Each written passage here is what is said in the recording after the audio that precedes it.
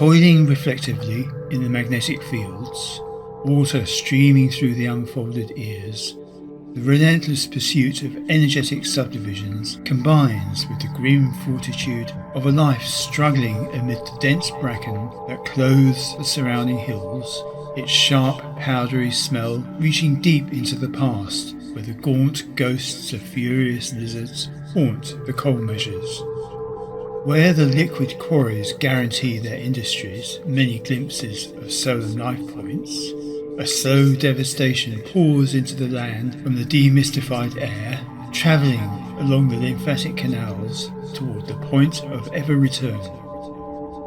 As days furl into nights and into days again, the thousand arches of the sky stretch beyond the horizons of our imaginations to planets unrevealed, where the chloroplasts wink in other colours as they bathe in the radio waves of strange and terrifying oceans, only to gaze humbly at the feet of the lords of the igneous intrusions,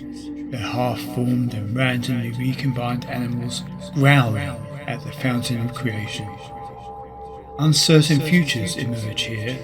greeted with desperate enthusiasm or cynical disillusion, an ecology of preservation battling the pride of the hunter for a chance among the trees that spread their electronic networks across the kilometres of evaporation, while the paths that once thundered with interdependence now lie bleeding across the valley deep, pregnant with impossibilities, a cycle of death amid the machineries of labour.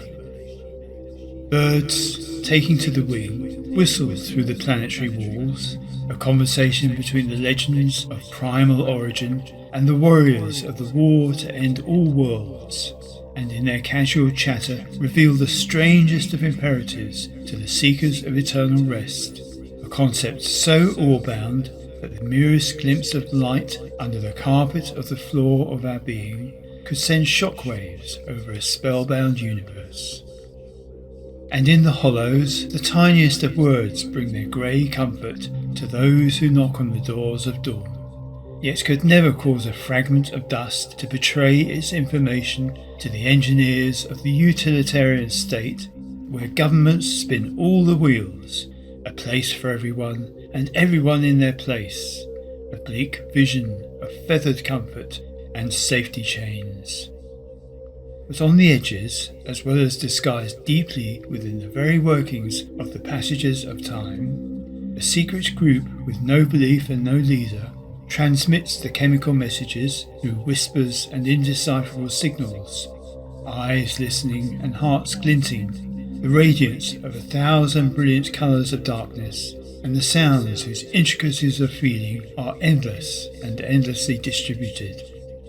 Flashing silently through the heavy iron gates of a parliament of puppets, these enigmatic songs carry their precious bundles of hot coals along networks built for the banal yet hidden from the flames of the uniforms, pulsing with majestic hopes and abundant delusions, affirm the variety of varieties to the philosophers of the caves, lurking as they do around the corners of the eyes and the fingertips of the unconforming spirit, folding the idols of the masses into the jaded ambitions of yesterday's men. As the waters of the survivors trickle their way through the splintered apocalypse of the authoritarians, fired with compassion, a new realm of microelectronic realities begins to emerge from the wretched mists and putrid beaches,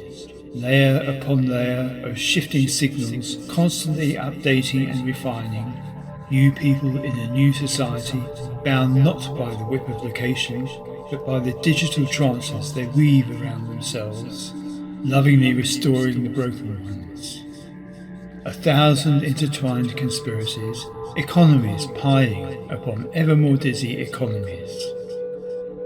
The leaders, frozen in their endlessly reformed perfection, gaze along the corridors of different times and places as the varied human natures strive against the structures and strictures of their swirling histories, the wars, the devices, dangerous roads and murderous borders. In aftermath-spattered arenas, old lives linger, minds torn, wheeling in the circles of their memories, bemused. Further inland, the inhabitants create temples where the coiling roads of unsung praises can meet in the beaming starlight and the tumbling moon and the buzzing fields of corn.